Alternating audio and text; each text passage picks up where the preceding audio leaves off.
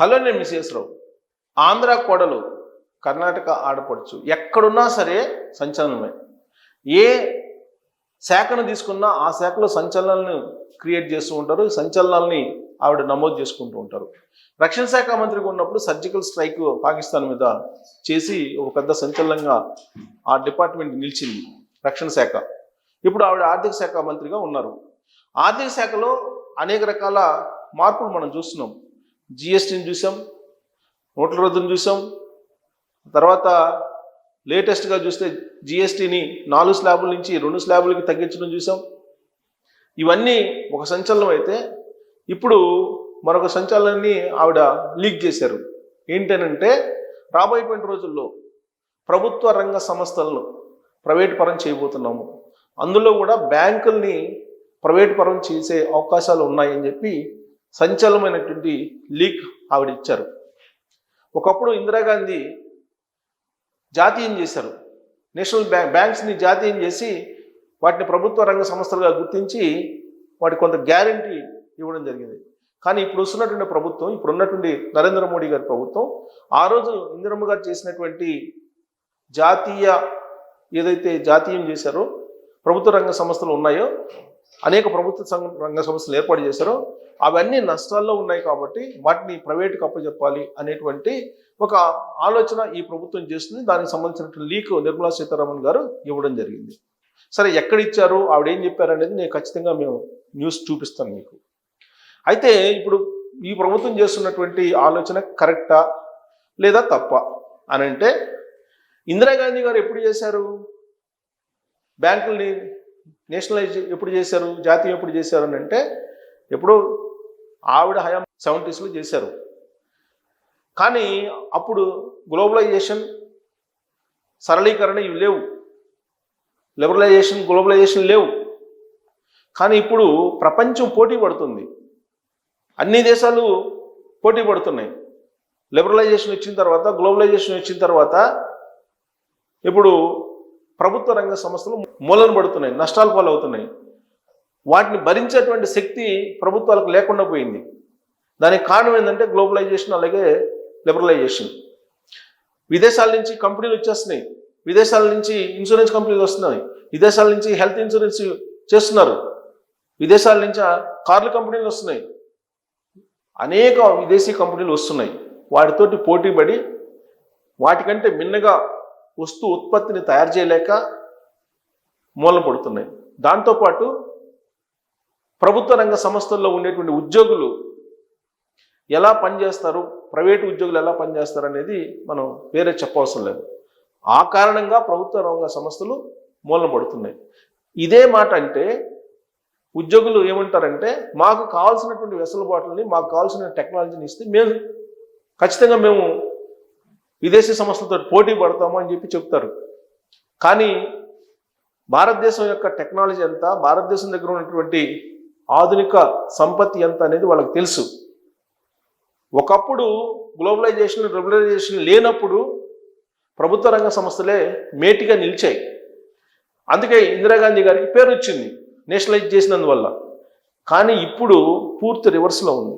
అందుకే అన్నిటినీ ప్రైవేట్ చేసుకుంటూ వెళ్ళిపోక తప్పనటువంటి సిచ్యువేషన్ నెలకొంది ఇప్పుడు కేంద్ర ప్రభుత్వానికి. రాష్ట్ర ప్రభుత్వాలు కూడా అదే పరిస్థితి. విశాఖ స్టీల్ ప్రైవేటైజేషన్ చేయాలి అని చెప్పి కేంద్ర ప్రభుత్వం ఎందుకు అనుకుంటుంది? ఇక్కడ ఉన్నటువంటి ప్రాంతీయ పార్టీలు వద్దు అని చెప్పి చెప్తున్నప్పటికీ ముక్తకంఠంతో క్రమేణా దాన్ని ప్రైవేట్ చేయడానికి ఎందుకు ప్రయత్నం చేస్తుందంటే, గ్లోబలైజేషన్, లిబరలైజేషన్లో భాగంగా విదేశీ పోటీకి తట్టుకోలేనటువంటి సిచ్యువేషన్లో ఉంది. అది తట్టుకోవాలంటే మాకు జీతాలు మెరుగ్గా ఇవ్వాలి, అలాగే కావాల్సిన మెటీరియల్ని సబ్సిడీ మీద ఇవ్వాలి, ఇలా అన్నీ చెప్తూ ఉన్నారు. దీని మీద డిబేట్ నడుస్తుంది బహిరంగ మార్కెట్లో. ఇలాంటి సందర్భంలో బ్యాంకుల్ని అసలు ప్రైవేట్ చేయాలి అనేటువంటి ఒక బాంబు లాంటి న్యూస్ ఇప్పుడు నిర్మలా సీతారామన్ గారు లీక్ చేశారు. మరి బ్యాంకుల్ని ప్రైవేట్ చేస్తే వచ్చే నష్టం ఏంటి, లాభం ఏంటి అనేది మనం ఒక్కసారి అవలోకనం చేసుకుంటే కనుక మనకి గుర్తొచ్చేది ఏంటి? నేషనల్ బ్యాంకులు ఎవరెవరికి ఇస్తున్నాయి లోన్స్? వేల కోట్ల రూపాయలు లలిత్ మోడీ, అలాగే నీరవ్ మోడీ, విజయ్ మాల్యా, ఇలాంటి కార్పొరేట్ సంస్థలకి ఇస్తూ ఉన్నాయి, వేల కోట్ల రూపాయలు ఇస్తున్నాయి. తాజాగా ఎల్ఐసి తీసుకెళ్లి అదానీ గ్రూప్లో పెద్ద ఎత్తున పెట్టుబడులు పెడుతుంది. ఎందుకు పెడుతుంది? ప్రభుత్వంలో ఉండేటువంటి వాళ్ళు ప్రభుత్వ రంగ సంస్థ కాబట్టి ఖచ్చితంగా వాళ్ళ ఇన్వాల్వ్మెంట్ తోటి ఈ పెట్టుబడులు అటు వెళ్తున్నాయి. అంతిమంగా అదానీ గ్రూప్ బాగుంటే ఎల్ఐసి బాగుంటుంది, లేదంటే కుప్పకూలుతుంది. ఇలా కుప్పకూలినటువంటి కంపెనీలు అనేకం ఉన్నాయి. అదే ప్రైవేటైజేషన్ చేస్తే హెచ్డిఎఫ్సియో లేదంటే ఐసిఐసి బ్యాంకులోనో బ్యాంకులు ఉంటే ఖచ్చితంగా విచ్చలవిడిగా లోన్లు ఇవ్వరు. ప్రాసెస్ ప్రకారం ఎవరు రీపేమెంట్ చేయగలరో వాళ్ళకే ఇస్తారు. ఒకవేళ రీపేమెంట్ చేయలేకపోయినా కానీ ఇమీడియట్గా వాళ్ళ మీద యాక్షన్ తీసుకుంటారు. కానీ ప్రభుత్వ రంగ సంస్థల్లో వన్ టైం సెటిల్మెంట్లు అని చెప్పి దాదాపుగా కొన్ని లక్షల కోట్ల రూపాయలు, 25 లక్షల కోట్ల రూపాయలు బ్యాంకులకి ఎగ్గొట్టినటువంటి బడా కార్పొరేట్లు ఉన్నారు.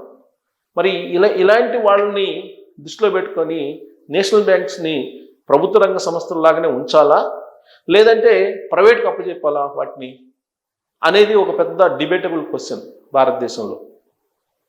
ప్రభుత్వ రంగం లేదంటే ప్రభుత్వంలో ఉండేటువంటి ఉద్యోగుల యొక్క పనితీరు, ప్రైవేట్ రంగం ప్రైవేటు ఉద్యోగుల యొక్క పనితీరు, ఈ రెండు బేరీజ్ వేస్తే ఎవరిది బాగుంది, ఎవరిది అవుట్పుట్ బాగుంది అనేది బేరీజ్ వేసుకుంటే వచ్చేటువంటి సమాధానం అందరికీ తెలుసు, నేను చెప్పవసరం లేదు.